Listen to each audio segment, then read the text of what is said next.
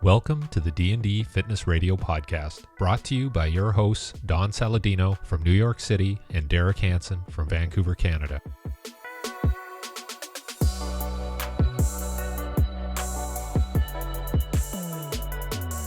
So Derek, the last several years, you've continued to update and upgrade your, you've pretty much been calling it your summer speed program, correct? I mean, this is pretty much an ongoing revision, correct? I mean, this is something that this is your life's work in a way, but you first figured out a way to offer this to people has it been a few years or has it been longer than that? Yeah, I first started it because essentially as of, April 2020, gyms were closed, as you know, and people didn't have places to go work out. So I said, okay, I have some pretty good experience with sprinting.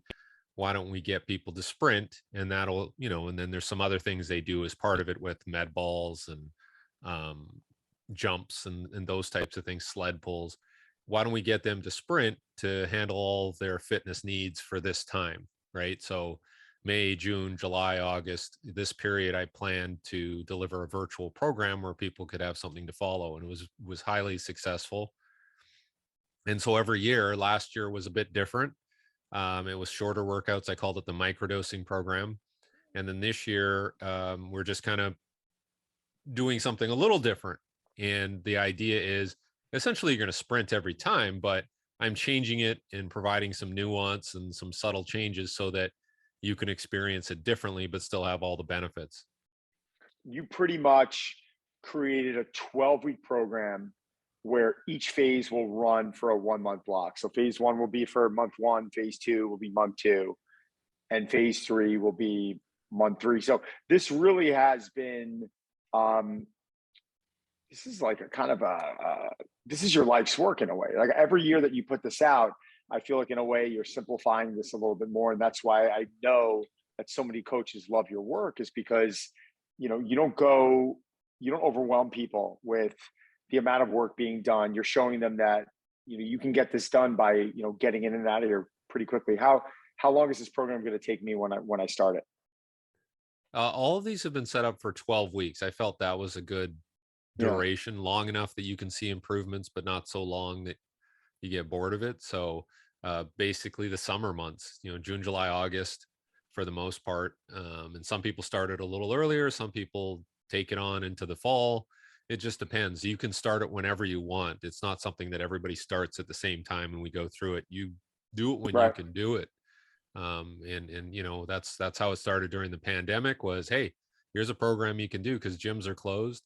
And now it's an annual event where we try something a little different. And I'm drawing on 30 years of coaching, sprinting, and saying, okay, how can we change it in a way that still makes it valuable, but it's a different experience for the user every time we do it every year.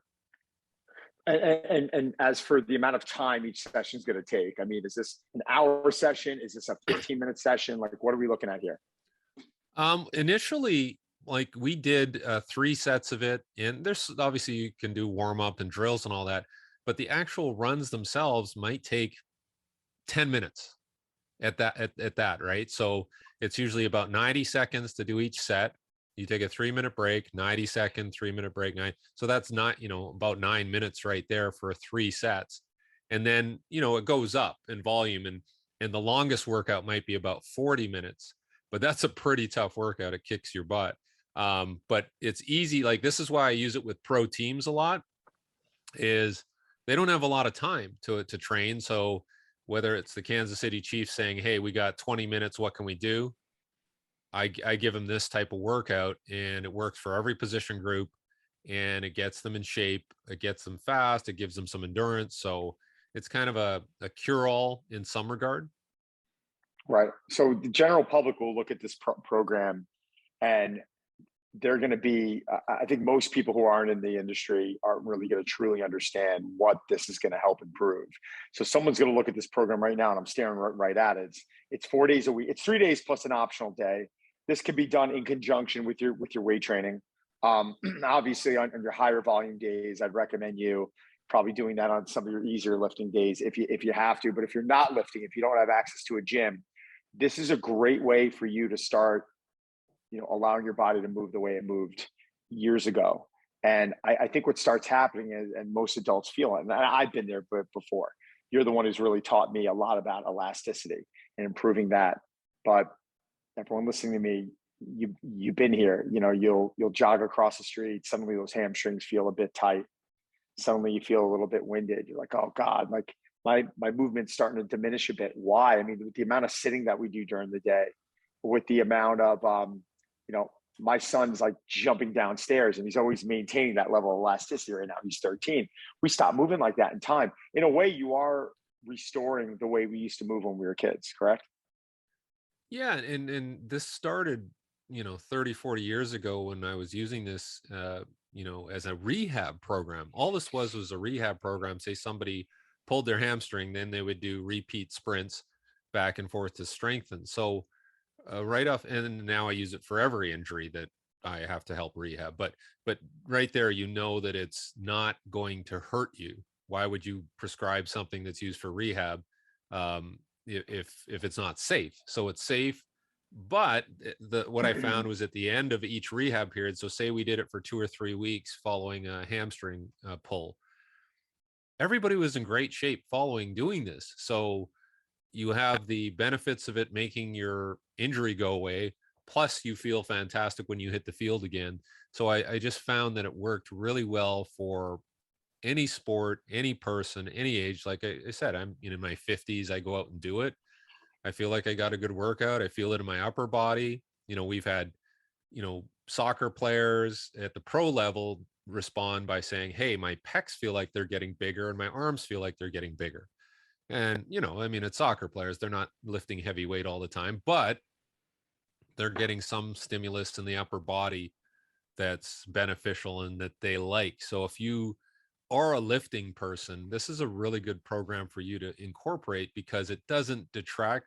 Like I remember, you'll enjoy this. There are a couple of actresses who wanted to run 10Ks and marathons. So I had to go running with these actresses and I was in a heavy lifting period. And, it actually made me weaker to go for long runs with these people. And it was actually bothering me. So you don't have to worry about that. If you do long distance running, it can help you too, but you don't have to do long distance running if you want to incorporate running into your lifting program. And I think a lot of people think running is do a marathon. No, this is 7 steps per repetition, and it's going to make you stronger, and it's not going to detract from your strength work and whatever else. It'll improve your vertical jump, whatever you want.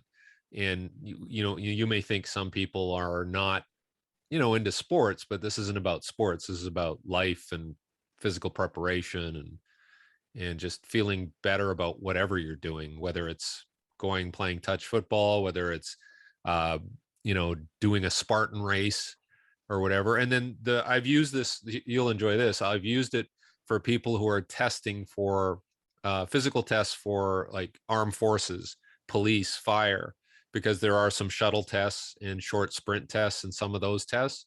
So I use it for those people and they do very well. So it's pretty universal. What's fun, what's fascinating about you look at a sprinter's body in reference to a marathon runner's body, right? And it's, that sprinter, I mean, every sprinter, they look like it's kind of bodybuilder-esque in a way, right? They got the incredible rounded shoulders. They normally have abs, well-developed lats, chest, legs. I mean, yeah, I mean, from sprinting's a full body workout, right? I mean, this is not where, oh, well, I'm just training my legs. Like your entire body. It's ironic. It's funny about this topic because when I've taken time off of sprinting and I've come back and I've started to incorporate these drills, and sometimes like throughout the workout, I'll feel like my chest and my arms are almost getting a bit of a pulling coming down. Like I'll actually feel tension throughout my body. Correct? Yeah, and if you're whipping your arm back and forth at 4 cycles per second, I mean that's fast. Like you can't even like 1 2 3 4 1 2. It's very fast, and you can't even perceive it. So that it's putting stress on those structures in such a way that you aren't going to get from obviously long distance running, but even weightlifting, like the forces you're putting through your body. And I think people don't think about that because it doesn't feel like weightlifting. It's so fast and it's so quick. But certainly the next day after doing these workouts, you're going to be sore because it's profoundly different. It's profoundly more stressful. And I just think people like to grab things and lift them and hold them and they think that's work, but they don't necessarily think of sprinting short distances as work. But when you do it, like I said, we did it last night. I did 10 in a row and I was putting some effort into it. By the 6th, 7th rep, I was like, dang, my body's got to, deal with this, some of the fatigue and some of the lactic acid and all that. And it makes you focus. And so, I've had some other people try it who've never done it before, and they were shocked at how stressful it was. So I think that's the whole point, is that you're imposing a stress or a load on yourself. And it could be with a bar on your back, it could be pressing it overhead, or it could be bundling a couple of short sprints, but it's load nonetheless. Right. And what's fascinating about all this is how, in my eyes, this is almost a form of periodization, right? I mean, you're starting with a lower volume, a lower amount of volume, and then throughout the weeks, you are just slowly starting to add. Where when it comes to running, people just want to go out and they just want to run, right? And running to most people is mindless.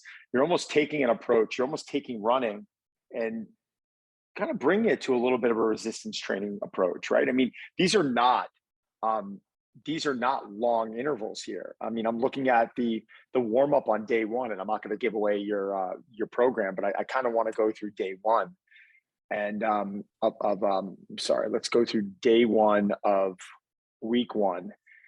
You have 3 sets of 10 meters. Like, a meter is a little bit longer than a yard, correct? Yeah. 11 yards is about 10 meters. Yeah. So you basically got 3 sets. What's that? 6 or 7 steps, really. Yeah, so you've got marching A's for 3 sets of 10 meters, skipping A's for 3 sets of 10 meters, running A's for 3 sets of 10 meters, and another running A for another 3 sets of 10 meters. So you're pretty much doing 3, 6, 9, 12 sets of 10 meters as your sprint session warm up. And this is really going to help reestablish that loss of elasticity. This is going to teach you some ground contact. This is going to teach you what it feels like to put force through the ground, correct? And it's going to allow you to get your heart rate up and get your body warmed up a bit. Then at that point, it goes into a 10 by 10 progression. Can you explain this for a second? Yeah. So the way we do it is really, I usually just take 3 cones to the park with me, put 1 cone as my start line, 1 cone 10 meters away as my finish line, and then another 10 meters. So I have a deceleration distance. So accelerate for 10, decelerate for 10, turn around, set up again, start, and come back. And so you're always running to the center cone, which is a 10-meter acceleration, 10-meter deceleration. And you repeat that 10 times, which takes about 1.5 minutes on average.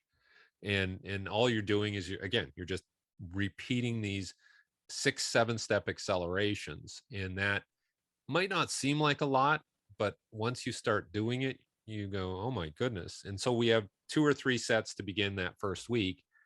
And then every week we kind of add a set. And so by week 11, I have 10 sets of 10 by 10, which is 100 repetitions. So it's 100 sprints, or 1 kilometer of total acceleration, which is profound. So wait a second, I'm a little confused. When it says 10 by 10 progression, it's going to say 10 meters times 10 reps at 80%. Yep. So you're basically going to go into an 80%, in a nutshell, it's an 80% sprint. Yep. 80% of max velocity. You're going to go for 10 meters. And then how much rest do you take after that first set? Well, after you go 10 meters, decelerate, 10 meters, decelerate 10 times. And then you get a 3-minute break. Oh, then you get a 3-minute break. And you're repeating that how many times? Week one, in the first week, maybe 2 or 3 sets total. So 30 repetitions. Oh, so I see it. And then it repeats. So it's 10 meters. decel. The second you're done decelling, it's 10 meters again. Yeah. Decel. So it's really you're going to get that. You're going to get that first set of 10 by 10 done in about, whatever. Oh, it says it here actually, a minute 45 to 2 minutes to complete. Yeah. Then you're taking a 3-minute break, and then you're repeating that again. Yeah, and we go 80% for the first week, because I mean, you and I could probably go harder, but if you're just starting this program and you're not used to accelerating, you got to be careful with people. You can't, let them go 100%. So the first couple of weeks, it goes 80, 85, 90%. And then we start rolling. But yeah, it's just the simple fact of you falling and accelerating.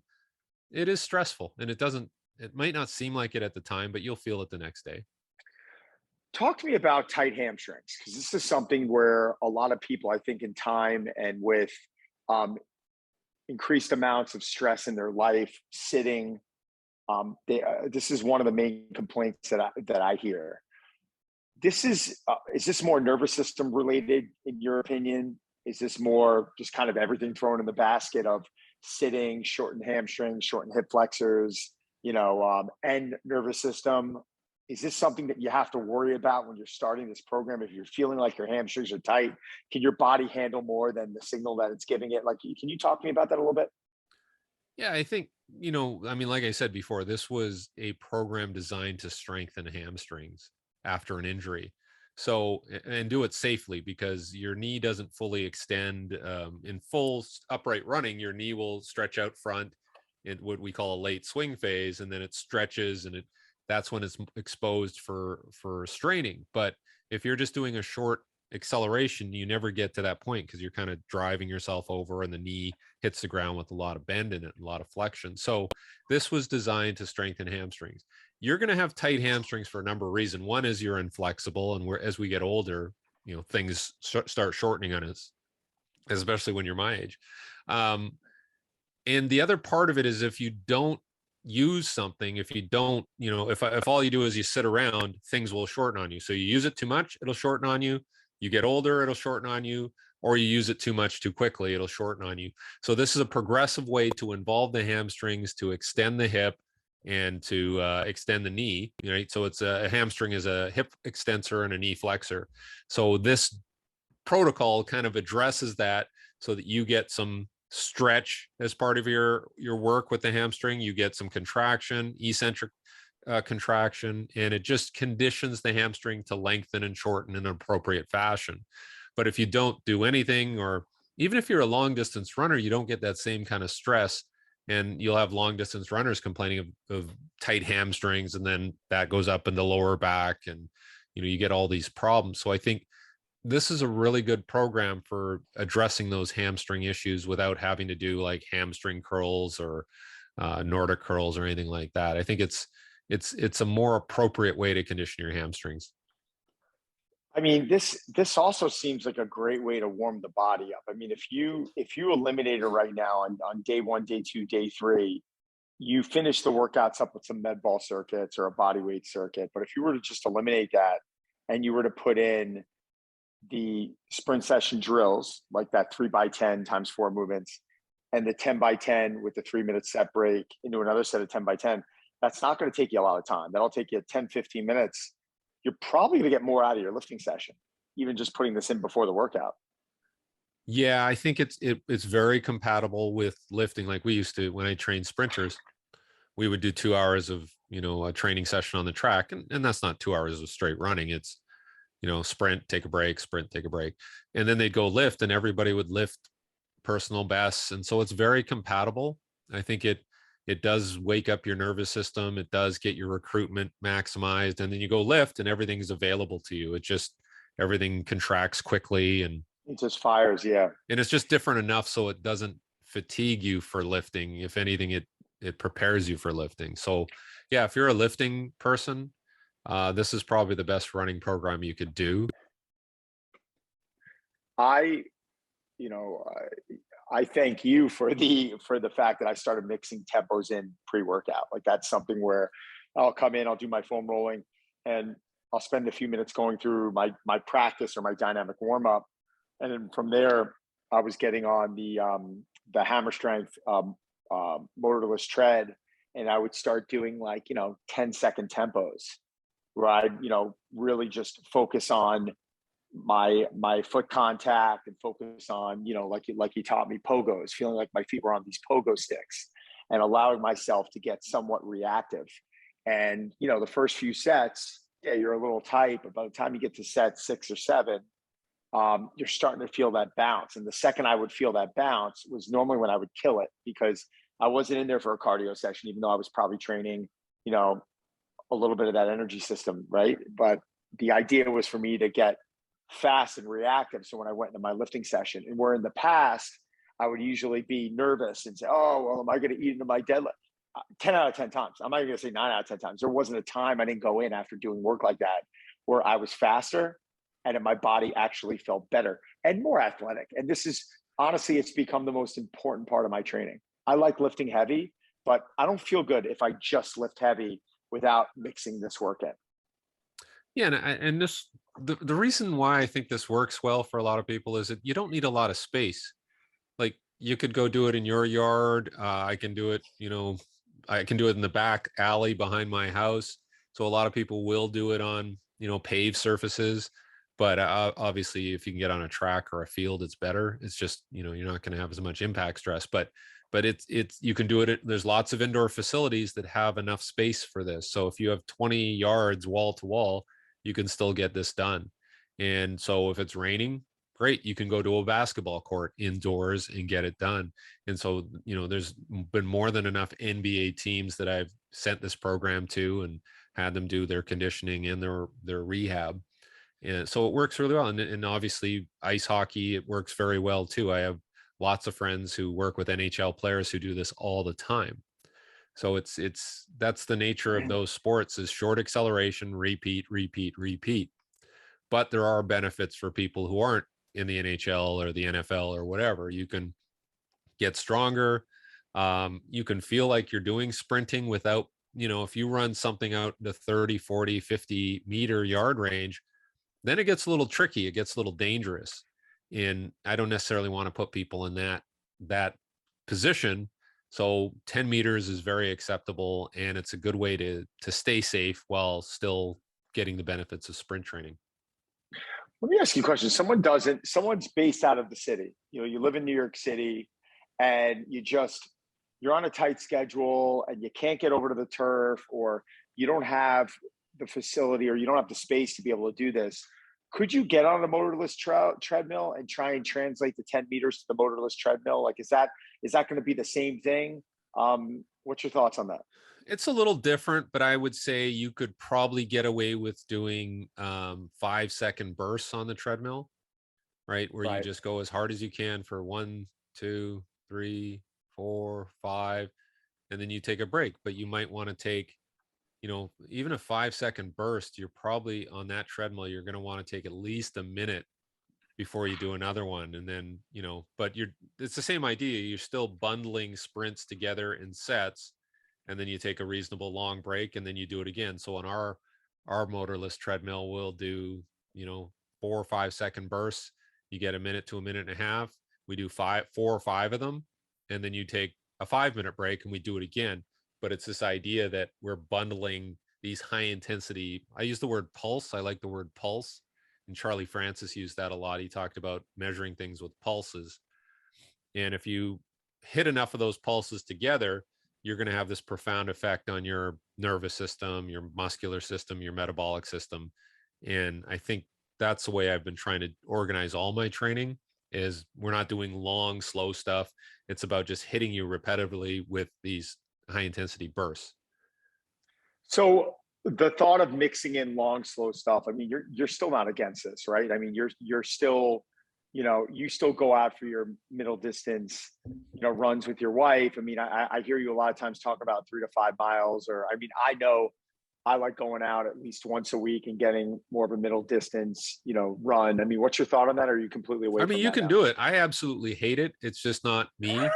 Like, I will do it, and I'm out there going, you hate it. Hold on. Do you hate it because it's not good for your body, or do you hate it because you just hate it? I just think it's incompatible with me. I mean, I'm not saying, like, when I was younger, I could run a mile and a half, like the mile and a half test in like 8 minutes. But I can't do that anymore. I don't know. It just hurts. It just, like, mentally it's tough, even just from a mental point of view. Like, I can't believe I'm doing this for 25 minutes. So it's not, I don't know, it's just not compatible with me. I will do it just so to say that I did it, but I don't enjoy it. I much rather enjoy doing the sprints. I get much more out of it. I feel like I'm moving fast. I get a little break. Um, Having said that, if you are a long distance runner, I would much rather have you do this program, the short sprint program, for your strength requirements and your elasticity requirements than having you work out in a gym, right? It doesn't make sense for you to do weights, if you're going to be running long distance. I mean, you still need to do it to some degree. You can squat, you can, do deadlifts and all that. But I would say this is closer to what, the qualities that you want to transfer, whether it's, like I said, elasticity or even just the core strength requirements of sprinting. What do you think a program like this does to your 1 mile time? I mean, obviously it's not the same type of training, yet you are working more on speed. You are working on specific attributes that are going to contribute to the 1 mile or the 3 mile. Like, do you obviously you still need to focus on that type of training, but do you think you get a lot better and a lot faster from adding this in? I mean, it really depends. It depends on your level. So if I'm a world-class 1500-meter runner, maybe not. Maybe you have all those qualities built in. But if you're somebody who wants to get into shape and you want to run a 5K, I would probably do this 2 times a week. But I would classify it closer to that strength training side that you had mentioned, as opposed to running. It is a little more closer to that strength power development side, which you probably need as well, even just for injury prevention and building the strength in the lower body so that, when you do that mileage, you're not going to have the same joint problems and shin splints and all that. So I would say, think of it as your strength training for long distance running, as opposed to I'm sprinting and it's going to make me faster. I think you have to qualify it a little differently. That makes perfect sense. So you have this down to 3 days with a fourth optional day. Yeah. If someone does, and you're not, I mean, week one, you're looking at 8 total minutes in day one, 12 total minutes on day 2, day 3, and the optional day 4. Jumping ahead to week 12. Go to week 11. Go to week 11. Okay, we'll go to week 11. That's the big week. Oh, so the week 12 is going to be like a taper week, right? Mm-hmm. I don't want to. So week 11. Okay, yeah, exactly. So week 11, on day 1, total volume is 500 meters of running, and the time to complete is going to be 20 minutes.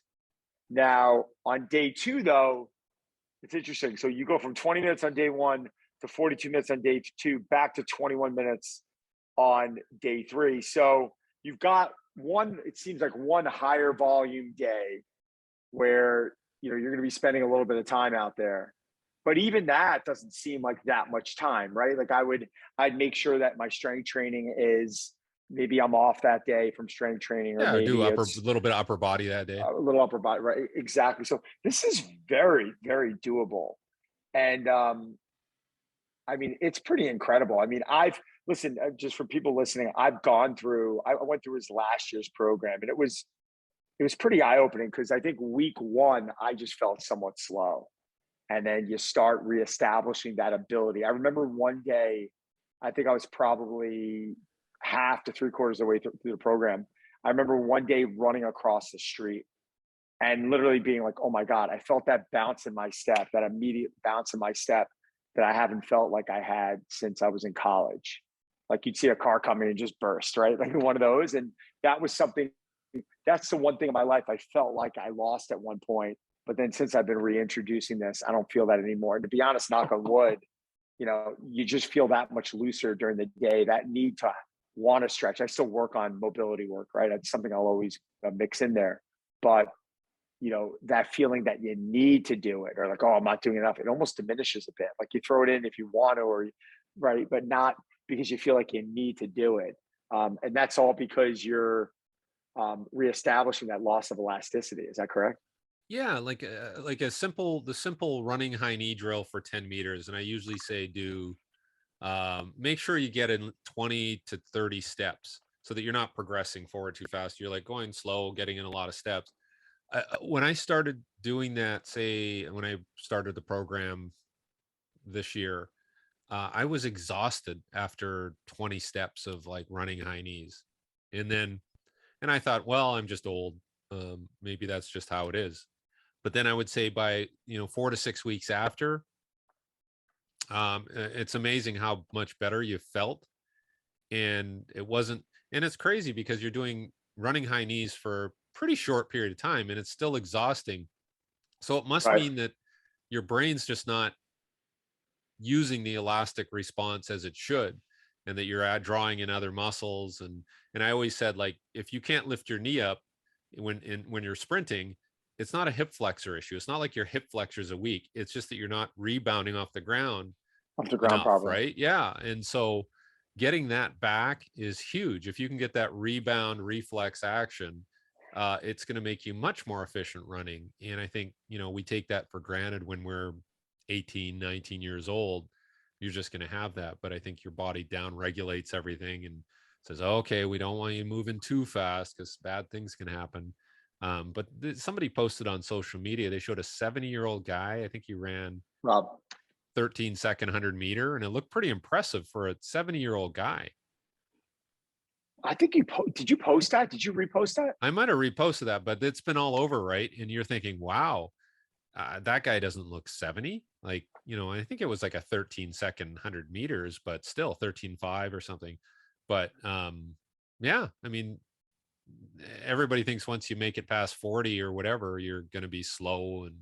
But it's a matter of training and conditioning yourself. I'm pretty shocked.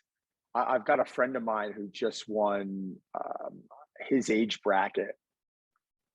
He just won a triathlon in his age bracket. He won like nationals or something. I'm getting that incorrect, but it was a very high um, caliber event. And he's 63 years old, and he's talking to me about how his VO2 peak has been the highest it's ever been. I think he said I think he tested at like a 75. They call it VO2 max, VO2 peak, whatever. But he's just been claiming that his endurance and specific qualities in his fitness have been at a level that they've never been at before.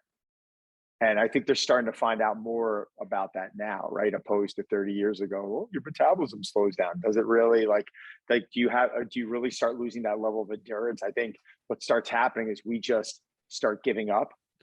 And Yeah, I don't know how much experience do you have with that? I think so. I mean, our lifestyles change, and if the average person, definitely, like once you start having kids and and you have a house and you got to go do gardening and whatever, or maintenance on your house, or um, things slow down and change. And I think we attribute that to aging, but I think it's just, I mean, some of it's aging. Let's be honest, it's harder to do stuff, but our lives get more complicated, right? And your life has changed, and what you do, and the types of tasks you have to do, and it does influence our workout habits. Thankfully, we're in an industry where we, to some degree, have to keep moving and doing stuff, as part of just, having credibility around what we do. So, but imagine if you were working on Wall Street, I how much sprinting are you doing, right? So it's kind of interesting. It's definitely interesting. I really feel like the best way I could put it is the body just starts going to sleep, right? It's just like it just starts going to sleep. And it doesn't mean that we can't wake it back up, but you've got to put some work into it. You got to put some consistency into it. Something that we took for granted, like you said, when we were 15, having the ability to not warm up and just go. Yeah, it's not the same. Like, but you're also, it's years and years and years. I'm actually turned off by how much kids have to sit in high school. Like, I think that's the fact that my kids have to go sit at a desk from 7:50 in the morning till 2:30 in the afternoon, and they don't have the ability to move around that long. There's got to be a better way to do it, right? I just all right, and they can get away with it. But it was funny. I look at how my son used to sit when he would be watching TV. He would literally climb up on the counter when he was 6 years old and go into a full squat, and he would eat his breakfast. in a full squat position. He'd have his plate down. And then throughout the years, he could still move very well, but I'm starting to notice that movement diminish a little bit. And he's very active, but his ability to squat now, like I see him, he's pulling it. He used to do that with his feet this close together. Now I'm seeing that he's automatically bringing his feet a bit wider. His intuition's telling him that he needs to go wider to get lower. Like there's just certain things with his position, like his spine. He's starting to round forward a little bit during that squat. He's only 13. But this right now, like this does not help out our situation. No. Yet we're in a culture now where that's what we do for the majority of our day. And I think this program is incredible just because I think it's going to wake people up to saying, oh my God, 8 minutes, all I need in the beginning. And as they build that confidence and they build that repetition, it's very smart. You're slowly adding a little bit of volume to the point at the end where, come on, like your lighter volume day is 20 minutes and your higher volume day 1 day a week is 40 minutes. Like anyone should be able to do that. But I also see that there's some med ball circuit work thrown in there as well, and some body weight circuit thrown in there as well. And I would assume that's just to kind of get the body moving and keeping all the joints and all planes lubricated and just allowing the body to just be strong all around. Do you really need to add that stuff in, or is it just like, why'd you put that in? I think, it's very easy to be a minimalist and say like, all you're going to do is sprint. Like that's all you're going to do. And it would be okay. But I think generally people like to have other things to do to surround that with. So that's why I put it in. I said, logically, if I was going to include med ball work, this is how I do it. And then there's some jumps in there too, some bilateral jumps and single leg jumps and all that, because we want to isolate that jump reflex and get a little more work in. And so I usually bundle it with a lot of different things, and people can choose to do everything, or they can just choose to do the sprints and then add in their other stuff. And I think, for the most part, some people will call me and say like, I just tell me what to do. Tell me everything you want me to do. I don't need to worry about flexibility or customization. And so, okay, we'll do everything in the program. And then other people like, well, somebody texted me and said, well, I'm working with soccer girls, and how many times a week should they do this if they're a soccer player? And I have a friend who works with pro soccer players, and he does this type of work 3 times a week. So I'm like, do it 3 times a week. And they want to do more weightlifting. And I'm like, well, you're a soccer player. I mean, is that necessary? Yeah. Yeah. I mean, it's useful maybe a couple times a week, but they want to do 4 times a week. And I'm like, that's not going to transfer. Yeah, it seems excessive. I mean, looking at this right now, if I had the soccer player doing 3 times a week, I would probably assign maybe 2 to 3 days of strength training, depending on the volume and the intensity. Hopefully the volume's a little bit lower and the intensity isn't, as high. I'd probably take more of an 80% approach, to the sets, just allowing them to get under some load, feel strong, putting a little body armor on, like allowing them to feel a bit resilient when but that's a big problem with a lot of these strength and conditioning coaches, especially the ones that aren't educated, is they're coming in with so much volume or so much intensity. And I'm like, what are you training for? If you're here with Arash and I, and we're working out because Arash is getting on stage or I got to get ready for a cover, it's something a little bit different. But I also live right in the middle of that. Like I'll mix in a little bit of the bodybuilding, but I understand that like, all right, we got to back off a little of bodybuilding and we got to put some of this in here to allow my body to feel athletic, right? Like Arash is just like hypertrophy. Like I got to look a certain way for the stage. That's my job. And I completely understand that. But even for someone like him, I'd probably back this off and say, hey, Arash, throw this into your warm-ups twice a week. Right? Like twice a week, maybe a Monday, Thursday, or maybe 1 day before a leg session, go in and do this. And you're going to, literally feel like, you can move some more weight, maybe get into some better positions. And, I truly believe that even though we get very specific into what we're training for, we need a little bit of these other stimuluses to allow ourselves to feel very well-rounded. When someone compartmentalizes and just goes and does one specific thing, I don't know. It's great. It's better than sitting on the couch. I just feel like there's a much better way to do things. Yeah, there's a huge plateauing potential for anything if you keep doing it, right? Where your body's like, okay, you just keep, it'd be no different than going on a diet and just pounding back the same, ingredients all the time. Your body's like, So I think for distance runners, they got to mix it up. For bodybuilders, they got to mix it up. And the idea is you're not it's not like the sprinting is going to make you a better bodybuilder. It's more like the sprinting gives you a break and a change so that when you go back to the bodybuilding, it's fresh and it's, and maybe there's a recovery component to the sprinting, like you said, mobility, turning the muscles on and off a little quicker so that it has a different sort of feel. And I always think about that as like, how is this workout going to set me up for my next workout? And I don't think people think of it that way. They just think, whatever I take in is going to make me better. It's like, well, that's why we have periodization. That's why we have recovery days. That's why we mix things up. So, and obviously you don't want to have too much variety, but Oh, no, certainly, sure. certainly, there's people who do Olympic weightlifting at a world-class level, and I look at their programs and they're very basic and they have a little bit of variation. But there's people in other sports doing way more volume of training in the weight room. And I'm like, you don't need to. Look, this is what the Olympic weightlifters are doing, and they're, lifting profoundly more weight, but they're just focusing on quality and taking the right breaks when they need it. So I think that's what people have to learn. I think from an overall health standpoint, that's where this program can really translate. And this is where you can have a lot of that carryover, right? But I keep using bodybuilding because that's such a polar opposite than this, right? But where would a bodybuilder find use in this? Well, a lot of bodybuilders are hurt because a lot of bodybuilders are training with volume, or their joints, they start feeling in their joints and they're suddenly, muscles aren't firing the way they need to fire. They're not recovering the way they need to recover.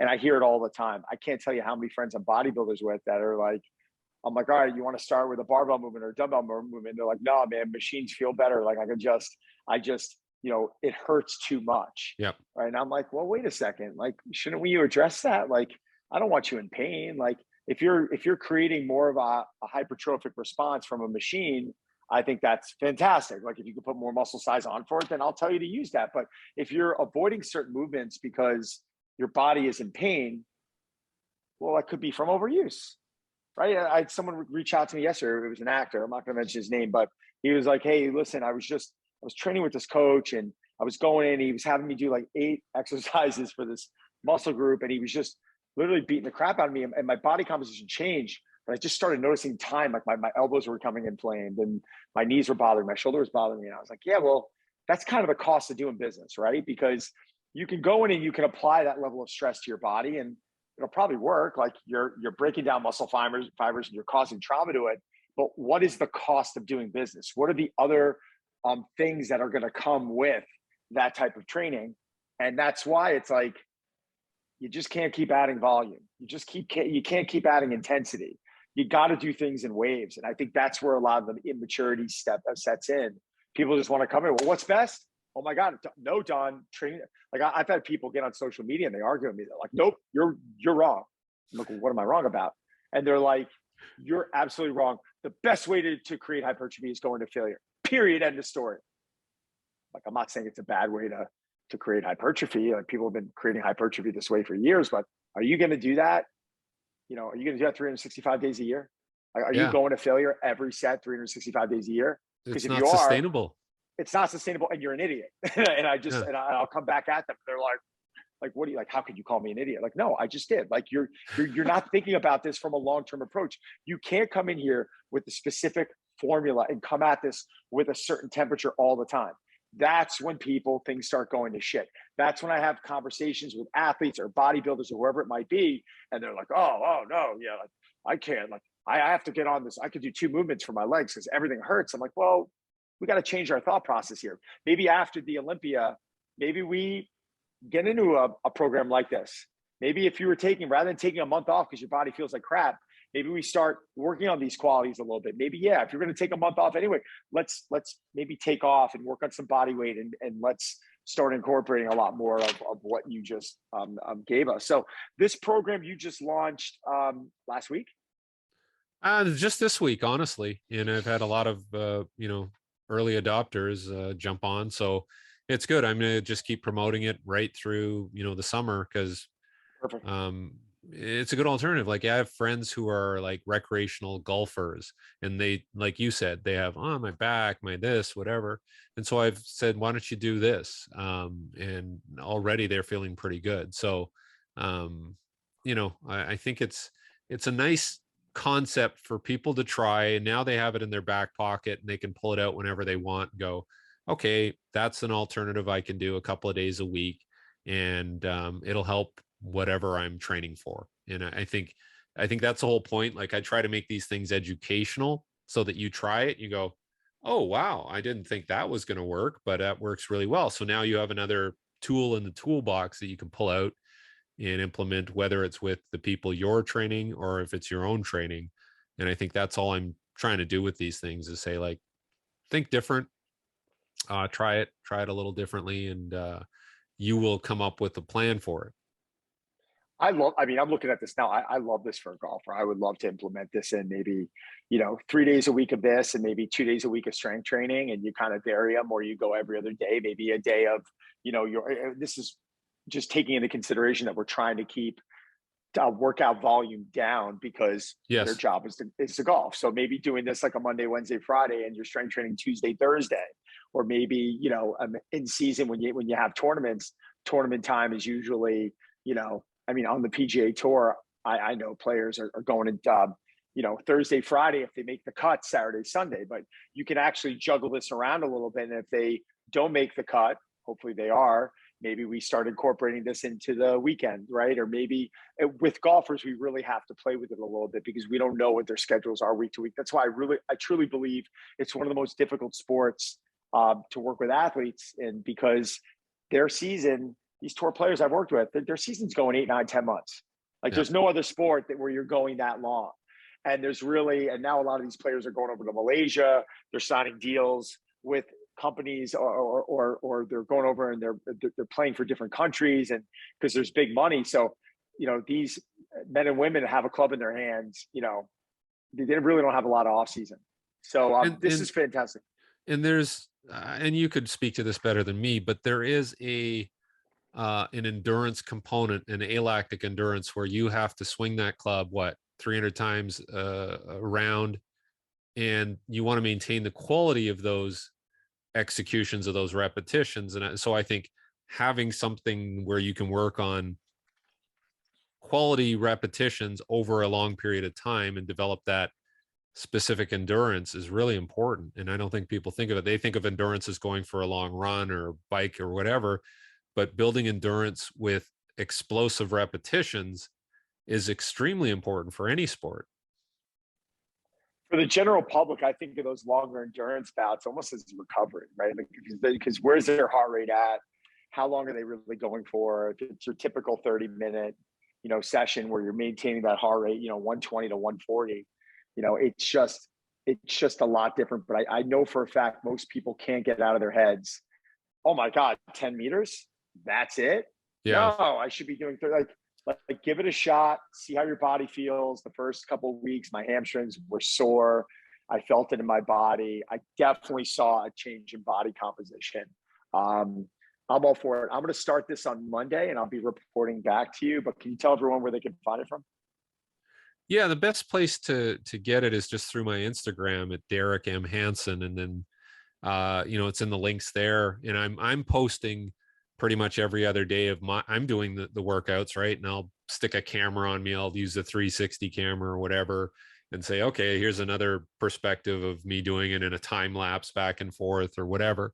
So I think I'm going to be posting on it every other day pretty much throughout the summer, and just saying, well, this is what I feel. And so, I think that's what I want to do, is show that, hey, look, I'm doing it too.